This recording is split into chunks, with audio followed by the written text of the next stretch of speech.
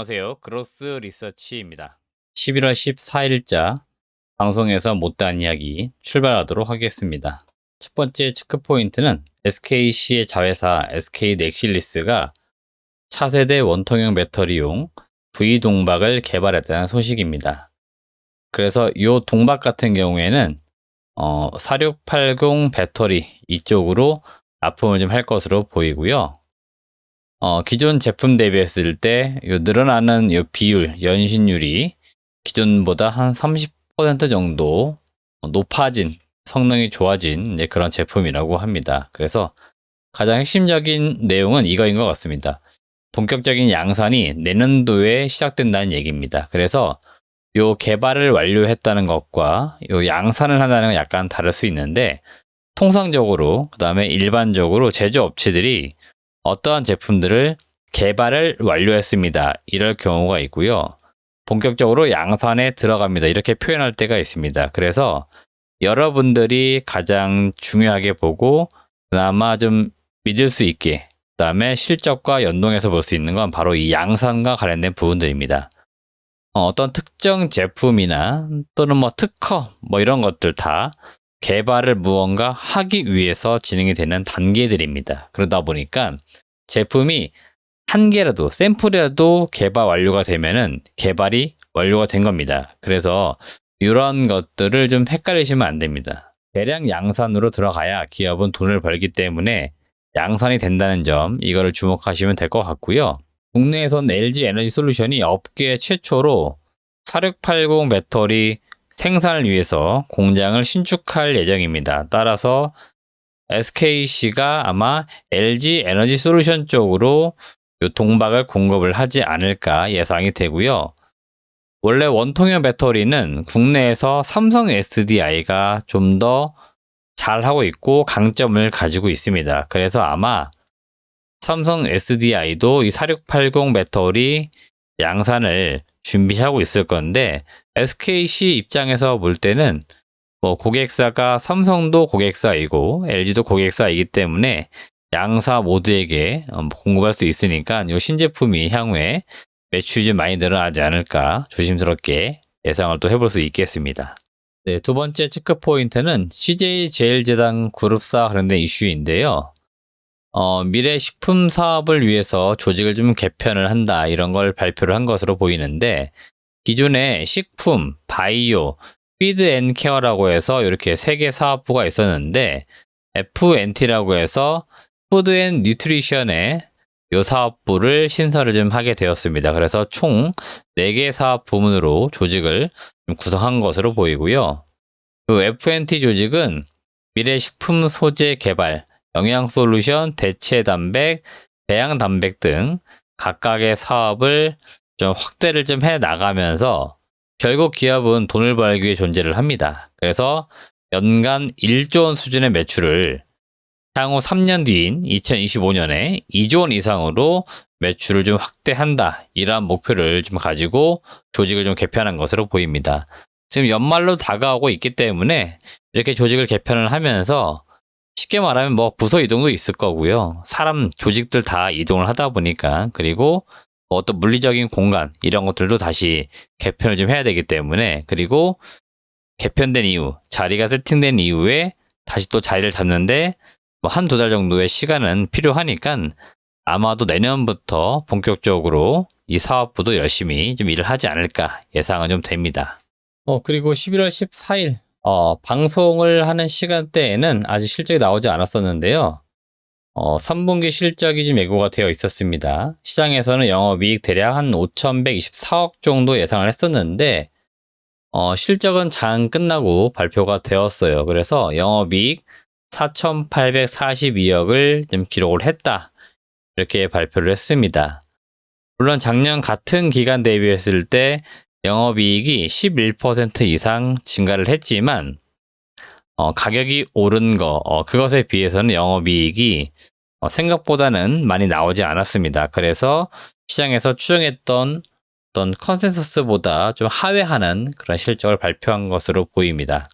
지금 실적 나온 내용들 간략하게 내용을 보면은 역시나 식품 쪽은 상당히 잘 나온 것으로 보여요. 비비고 브랜드, 이런 것들이 계속해서 지금 인기를 끌고 있죠. 제품, 브랜드 전체적으로 인기가 있기 때문에 국내와 해외 모두 안정적으로 좀 실적이 잘 나가고 있어서 전사 실적을 견인을 좀 하고 있고요. 상대적으로 지금 바이오 쪽 사업 쪽이 판가 하락과 원재료 단가 상승 이런 부담감으로 인해서 매출과 영업이익 모두 하회하는 이제 그런 모습들을 보여주고 있기 때문에 전체적으로 식품 쪽은 잘 되는데 다른 쪽 사업은 생각보다는 잘 뒷받침은 안 되고 있다 이렇게 볼 수 있겠습니다. 네, 세 번째 체크 포인트는 시간의 특징주입니다. 우선 시간 외에서 상승한 종목은 DSR과 DSR 제강이 있는데요. DSR이 장 끝나고 나서 3분기 실적 발표를 했습니다. 영업이익이 127억이 나왔고요. 3분기까지 누적으로 영업이익이 296억을 기록을 하고 있습니다. 지난 3년간 동사 DSR이 영업이익이 107억에서 135억 정도 나오던 기업이었는데 지금 일단은 3분기까지이긴 하지만 거의 300억에 육박하고 있기 때문에 거의 2.5배, 많게는 연간으로 볼 때 3배 이상 지금 영업이익이 증가가 되는 그런 수치가 지금 예상이 되고 있습니다. 그래서 이 호실적 소식과 함께 주가가 반응한 것으로 보이고 DSR 제강은 DSR의 최대 주주입니다. 그러다 보니까 지주사이기 때문에 같이 동반해서 좀 주가가 올라갔었다 이렇게 보시면 되겠습니다. 두 번째 시간에서 좀 오른 종목은 DTN CRO라고 하는 기업인데요. 신규 상장을 한 기업입니다. 공모가는 17,000원이었고 임상시험 수탁기관, 통상 우리가 CRO 업체라고 많이 부르는 그런 업체입니다. 그래서 신약 바이오 기업들이 임상시험을 하기 위해서 임상시험 수탁을 하게 되는데 이걸 대행해주는 그런 업체라고 보시면 되겠습니다. 그래서 이 회사가 신규 상장을 했는데 우선 정규 시장에서 좀 11% 이상 하락을 했습니다. 공모가에 못 미치는 흐름을 보여주었고 오히려 시간에서 5% 정도 올랐기 때문에 상장한 이후 수급 요인들에 의해서 변동성을 가져가고 있는 그런 단계다 이렇게 보시면 되겠고 당분간 아마도 한 일주일 정도는 이렇게 변동성이 좀 심할 것으로 예상은 되니까 그렇게 참고하시길 바라겠습니다. 네, 다음 시간에서 하락했던 종목들 보면요. 일단 히림은 최근에 이 네옴시티 관련된 테마로 많이 오른 기업 중에 하나입니다. 주가가 저점에서 많게는 거의 2배 정도 올랐기 때문에 단기적으로 많이 오른 상태에서 시간 외에서 좀 차익 실현 물량이 일부 나온 것으로 보이고요. 추가적으로 공시가 된 내용이 하나 있었는데요. 지금 현재 그 정영균 대표이사가 최대 주주이면서 대표인데 지금 주가가 그 고점에 가 있을 때 장내 매도를 좀 한 것으로 보입니다. 그래서 지분율을 줄였다 이런 공시를 하면서 주가가 좀 실망 매물이 나오다 보니까 좀 빠진 것으로 보이고 제가 볼 때도 히림의 기존의 어떤 주가 거래 흐름과 달리 네옴시티 테마가 붙으면서 단기적으로 많이 올랐습니다. 그래서 제가 볼 땐 회사 대표 입장에서 볼 땐 본인이 생각하기에도 우리 회사의 주가가 너무 고평가되어 있다라고 아마 느꼈을 겁니다. 그래서 장내 매도를 좀 하면서 다시금 가격을 떨어뜨리는 요인으로 좀 작용을 시키지 않았나 개인적으로 보고 있습니다. 여튼 혹시라도 히림이 수익권에 계신 분들이라면은 차익 실현을 좀 염두에 두셔라 그런 말씀 드리고 싶습니다. 다음 EM텍이라고 하는 기업인데요. 역시나 마이너스 4.93% 하락 마감했고요. 3분기 실적이 안 좋았습니다. 영업이익 61억을 기록했는데 전년 동기 대비 100억을 기록한 것에 비하면은 40% 정도 감소한 수치를 기록하고 있기 때문에 실제 계속해서 안 좋아지는 모습이고요.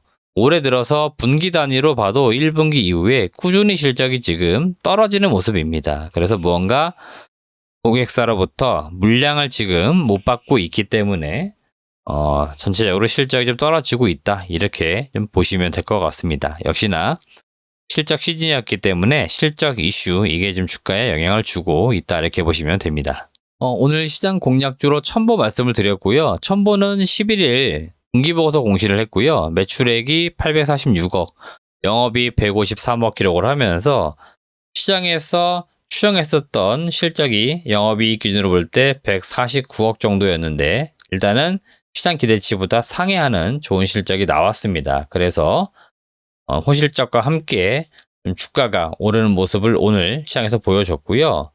2분기에 실적이 좀 상당히 안 좋았습니다. 2차전지 쪽이 실적이 좀 나오는 기업들은 계속해서 순증하는 모습을 보였는데 중국 쪽 물량이 많이 당시에는 빠졌는데요. 이번 3분기에 바로 중국향 매출이 회복이 되면서 분기 단위로 빠르게 실적 회복을 보여준 점, 그래서 뭔가 실적 우려감들을 좀 떨어버린 점, 이런 점들이 좀 긍정적으로 작용한 것으로 보입니다.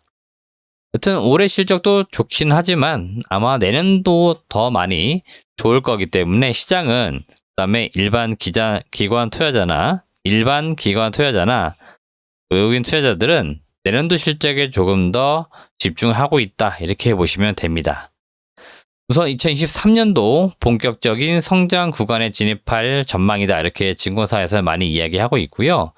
P전해질, F전해질 등 이 새로운 공장에서 나오는 이 물량들이 출하가 됩니다. 그리고 이 제품들은 기존 제품 대비 원가 절감이 가능한 신공정을 도입한 그러한 제품이라고 합니다. 따라서 이 영업 이익률 측면에서 원가는 줄어들고 이익 마진은 높아지는 그런 제품들 출하가 기대가 되기 때문에 그런 점에서 내년도에 상당히 좀 기대가 된다, 이렇게 보시면 됩니다. 단순 실적만 놓고 보셔도 내년도 실적이 훨씬 더 좋습니다. 영업이익은 내년도 1010억 정도 전망되고 있고 올해는 한 610억 정도에서 마무리되지 않을까, 이렇게 전망이 되고 있으니까 단순 봐도 내년도에 한 400억 이상의 영업이익이 증가될 것으로 기대가 되고 있습니다. 따라서 2차전지 소재 업체 중에서 특히 전해질 관련돼서는 첨보가 실적이 상당히 우량하고 좋기 때문에 한 번씩 관심을 가지고 보시길 바라겠습니다. 한국경제TV 방송에서 못다한 이야기, 방송은 마치도록 하겠습니다. 앞으로도 꾸준히 시청해 주시고요. 구독과 좋아요, 알람 설정 한 번씩 부탁을 드리겠습니다. 시청해주신 여러분 고맙습니다.